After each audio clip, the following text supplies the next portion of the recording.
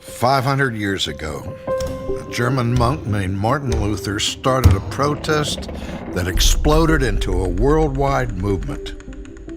At that time, Europe lived in the shadow of the Roman Catholic Church, and that was more like an empire than a church. It crowned and cast down kings and used its dominance to keep people in the darkness of superstition. That sounds pretty unfamiliar, but in some ways, Luther's day was very much like our own. Just like today, everyone had an opinion about the Bible, even though almost no one actually read it.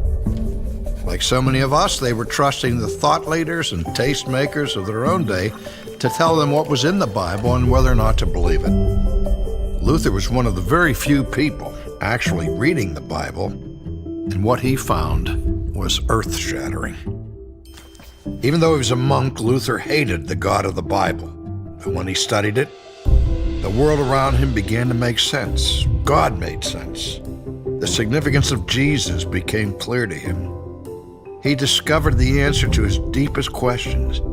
How could evil be overcome? Specifically, how could his own evil, his own sin, be dealt with? Luther discovered that he couldn't do anything to fix this problem himself.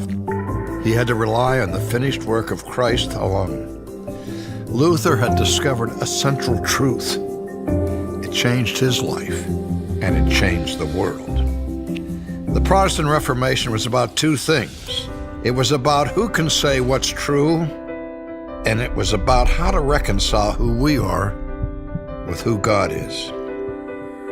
It recognized that God's word is the ultimate authority in this world, and that the perfect life and sacrificial death of Jesus Christ are the only answer for evil and the only basis on which sinners can stand before a holy God. The Protestant Reformation is a story of transformation, a transformation from hate to love, from slavery to freedom, and from blind faith to a glorious discovery of the truth in Jesus Christ. Ligonier Ministries exists to cultivate this transformation in a new generation. In a day when few are reading the Bible and when confusion reigns in the church, we want to help Christians know what they believe and why they believe it, how to live it, and how to share it. Join us.